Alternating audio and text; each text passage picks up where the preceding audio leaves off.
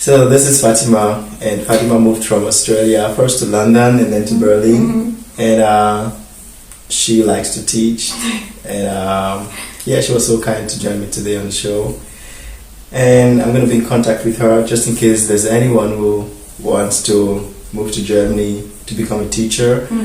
The opportunity is there for you. Yeah. And I think they're really looking for teachers, like really many teachers. Oh yes. And you don't need German knowledge for that. Actually, you need other languages. So if you speak English, if you speak French, if you speak Spanish,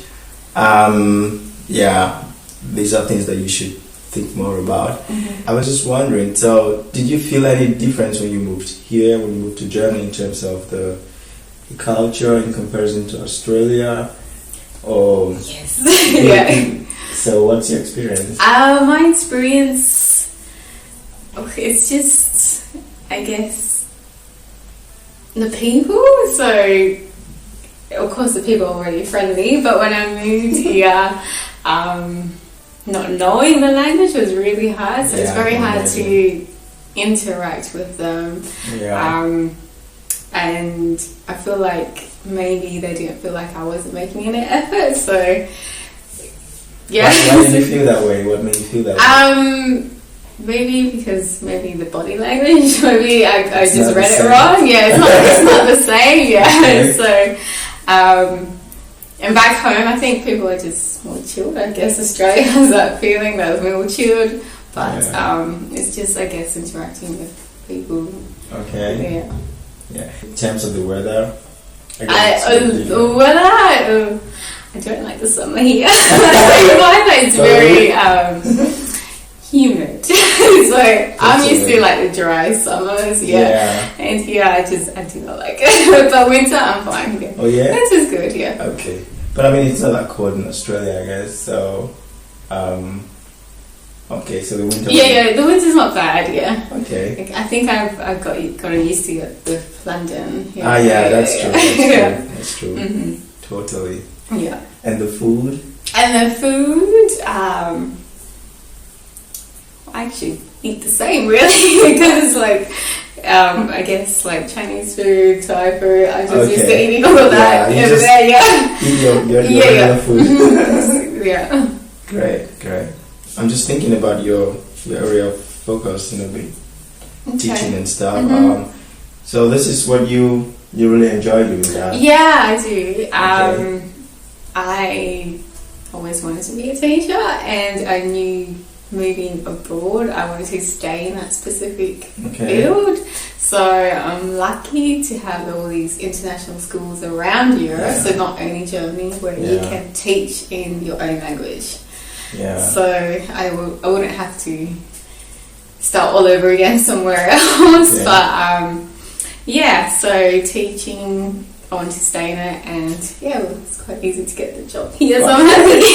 Definitely in Germany for sure. It's so easy to get a teaching job in Germany. So what qualification would one need for a teaching job, for instance? So I have the bachelor degree of primary education, so it's a little bit different. Back home, my bachelor was focused on primary, of course, so that's why I teach like all these other different subjects, English, math, science. But I know in Germany here you have to choose like 2 specific subjects to teach. And also a master's degree. So depends on what age level and So did you have to do any kind of, how would I even call it? I'm not sure how the comparison between the Australian degrees to the German degrees are, but did you have to maybe take any supplementary examination or qualification examination to? Not for the international schools. So they recognize all the different degrees from around the world. So only if you want to work in like the German state schools, that's when it's a bit hard. Because I think I know about this state examination that you have to take. Yes, so you have to stuff take like the that, examination. And that really applies to many other subjects or many other professions like that. Maybe teaching, practicing medicine. I think things that have to do with the people. Yes, people so they're more like regulators. Yes, really regulated. Yeah. Yes. So perhaps maybe one could say in that regard, it's a lot easier to get international schools than the German schools. Yeah. So I work in an international school, but it started off as a German state school. So even though I have my degree to work there, I still need to get my degree recognised for the German side. So I'm actually in the process at the moment.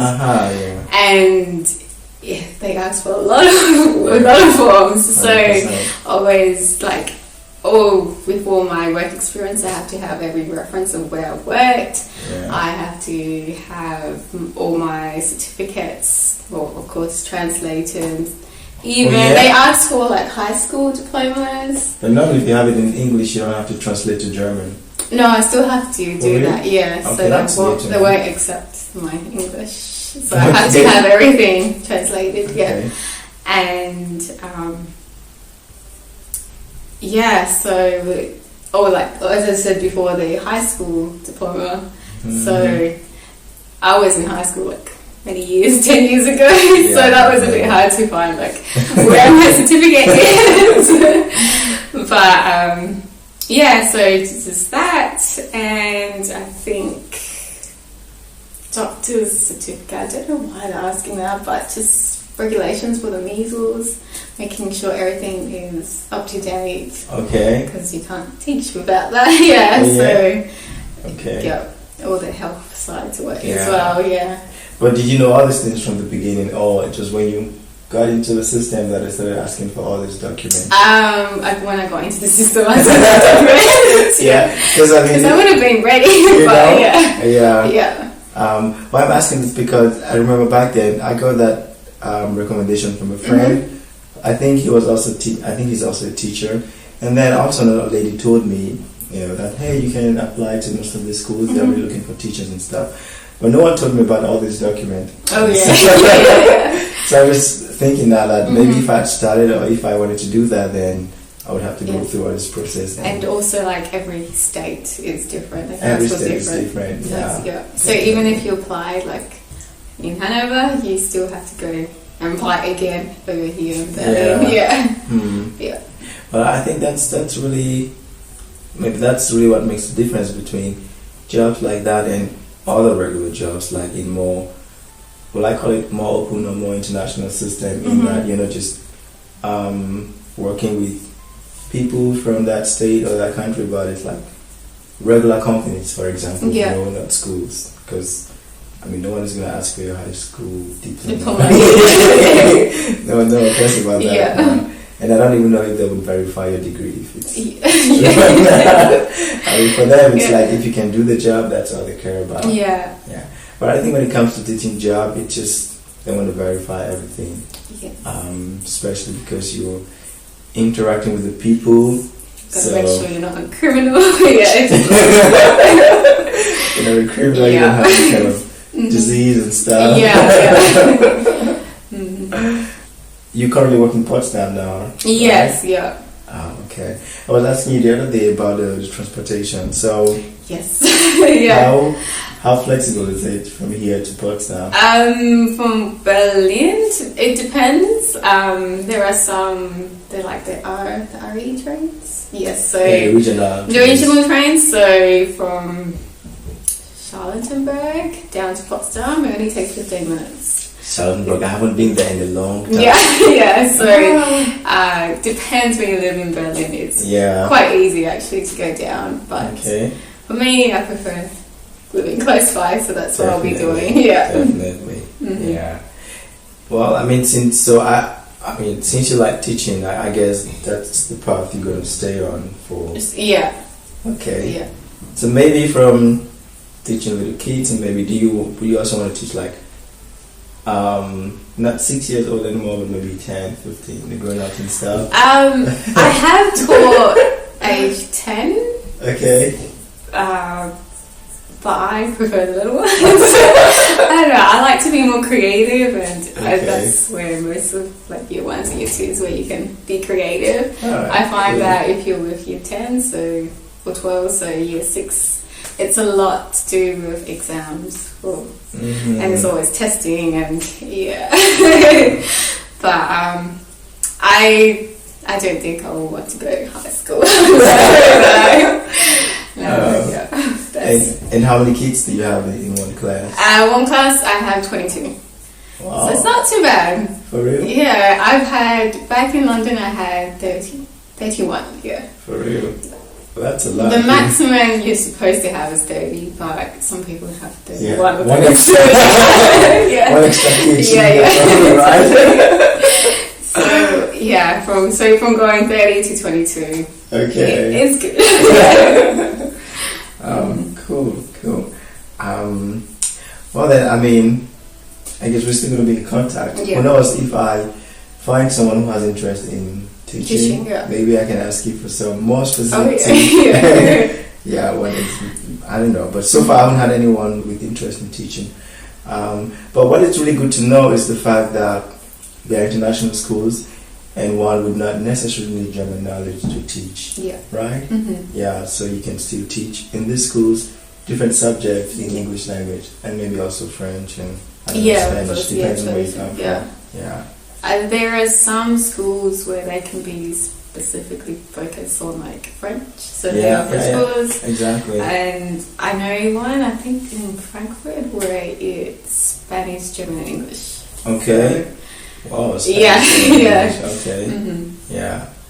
I mean, this is really an eye opener, because for me, I've had experience before, like people recommending teaching jobs to me, but it was not really my thing. So, and now so I feel like for people who have this passion to teach, who want to be teachers, and I feel like Germany would really offer them a great opportunity. Yes. In the sense that, because today I had a friend who contacted me, she was asking that she's concerned about her German knowledge. She wants to work in Germany, and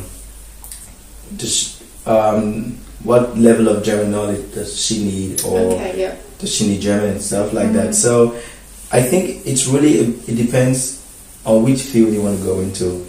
There's certain fields that for sure you need German knowledge, 100%. And then there are other fields that you do not need German knowledge. You actually need whatever language you speak, because that's what is needed there. So I feel like it's really important to know which sector you want to go, and then what's the requirement. So if I studied medicine and I want to practice medicine in Germany, then there's no question about if I need German knowledge or not. For sure I do need it. You know, if I am coming from the IT field, it's like 50-50. It depends on the company that you want to work. Most international companies, especially in Berlin, it really does not matter if you speak German or not, because you don't code in German. But maybe to talk to the people, have meetings and stuff, but generally speaking, it shouldn't be a problem. If it's like maybe law and stuff, it depends on the law firm. You may need German knowledge, you may not need German knowledge. And now coming to the teaching sector, if you want to go to like native German schools, then for sure you need that, but to international schools, you wouldn't need that.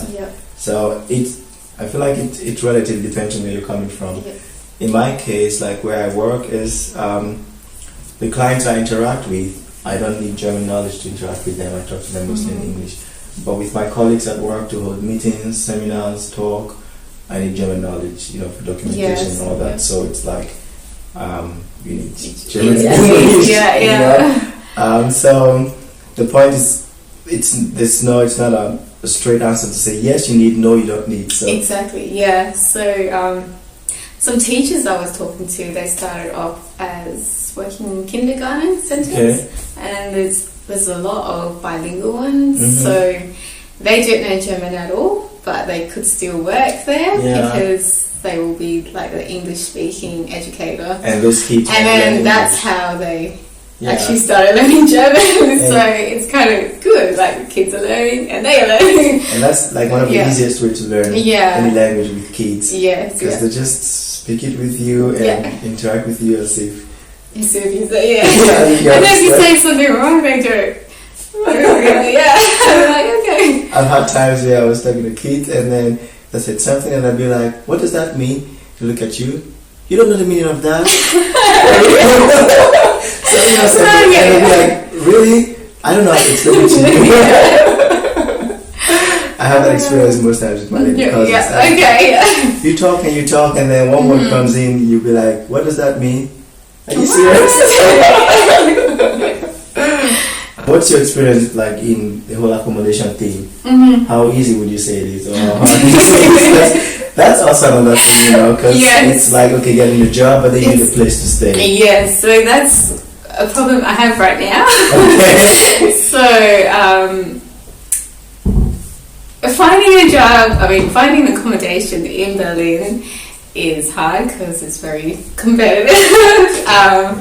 I guess every night when I come home from work, that's when I look for apartments, but at the same time, I have work to do, so it's very hard to even it out. And I was talking to other teachers who were in the same place as me, and they were just saying finding accommodation is like a full-time work. You need to be available, because if they email you and say the viewing's at 1 o'clock, you have to go there, or you're gonna miss out. Yeah, because they're like hundreds of other people who want the same apartment, and if they set the visiting time, I don't know, whatever time, they don't care if you're working or not. Yeah, exactly. If you're not there on time, and you're just gonna get like the paperwork ready, so have everything printed ready. So once go there.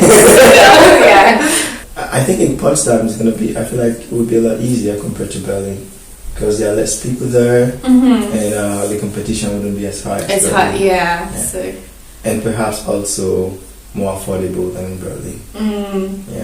I just don't think so. Do you have an idea of what the rent is, like the range of the rent? It depends, because I'm actually looking around the city centre, so that's more pricier. But I find around like, I guess 500, 600 would be at least for, I guess, two rooms. Two rooms. Okay.